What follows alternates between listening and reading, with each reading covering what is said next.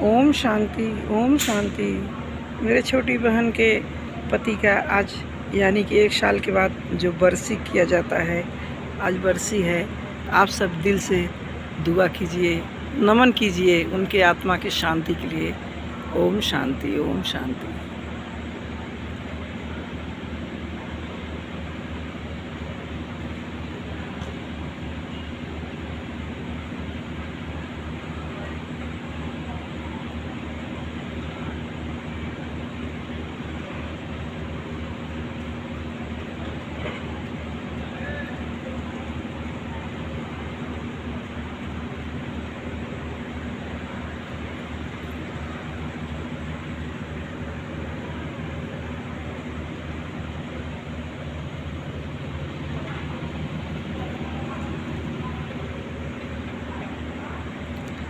Om Shanti.